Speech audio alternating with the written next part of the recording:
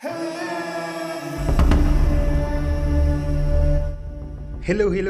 sahabat Jari Pelawi Chess. Bertemu lagi kita di pertandingan spektakuler mendunia.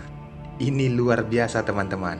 Bagaimana Mikhail Tal tumbang dengan langkah jebakan Jon Snow. Caro-Kann defense diperlihatkan di papan. Apa kesalahan Mikhail Tal ataupun apa jurus andalan yang dilakukan oleh Jon Snow? Kita simak pertandingan ini teman-teman. Kejuaraan catur dunia tahun 1988. Siapkan konsentrasi tinggi, saya akan menganalisis jalannya pertandingan sesederhana mungkin. Bagi kalian baru bergabung di Jari Pelawi Chess, welcome. Jangan lupa subscribe. Selamat menyaksikan.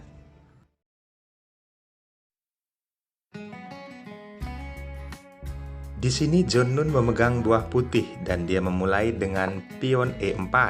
Balasan Mikhail Tal, pion C6. Pembukaan Caro-Kann defense. Saat putih pion D4 dan hitam pion D5, ditempatkan langsung Jon Snow kuda ke D2.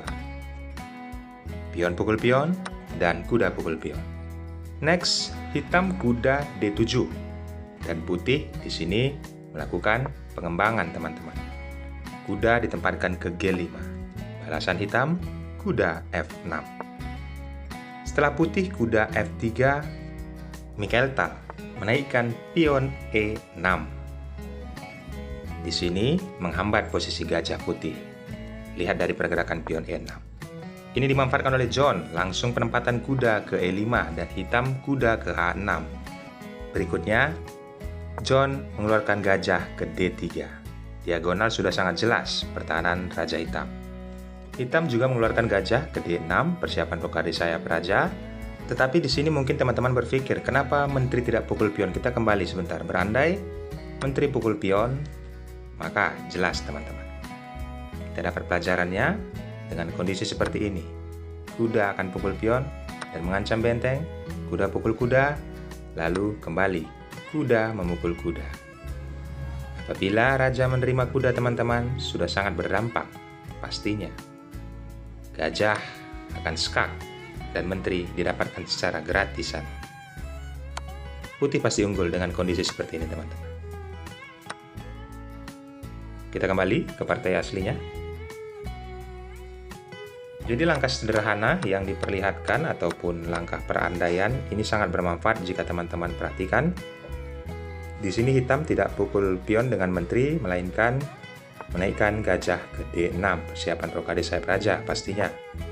Putih pion C3, lalu Mikhail Tal menteri C7, menyerang posisi kuda yang ada di E5. Kuda tersebut dilindungi oleh menteri ke E2, lalu pion dinaikkan ke C5 mengajak pertukaran. Jon mengeluarkan gajah ke B5 skak. Apa langkah dari Mikhail Tal dengan kondisi seperti ini? Tidak mungkin menutup dengan gajah teman-teman. Maka dari itu hitam raja E7 dan putih rokade sayap raja.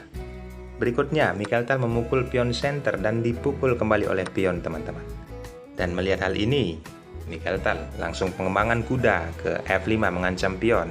Pion tersebut dilindungi oleh gajah ke E3. Di sini gajah langsung dipukul oleh Mikhail Tal dengan kuda dan kuda dipukul oleh pion, bukan dengan menteri. Karena apa? Jon menginginkan benteng agar aktif di jalur F. Setelah Mikhail Tal melakukan penyerahan permainan, kali ini pion mengancam posisi kuda dan pion dipukul oleh menteri. Terlihat teman-teman, penempatan menteri yang sangat bagus oleh putih ke D3, memberikan secara gratis kuda yang ada di G5, dan itu diambil oleh Mikhail Tal. Dia tidak memperhitungkan 4 langkah ke depan atau 5 langkah ke depan.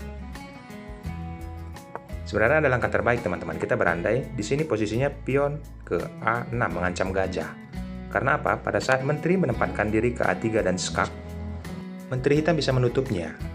Dan apabila ini ditukarkan, maka jelas raja memukul dan putih memakan pion, mengancam raja dan benteng, raja mundur ke E7.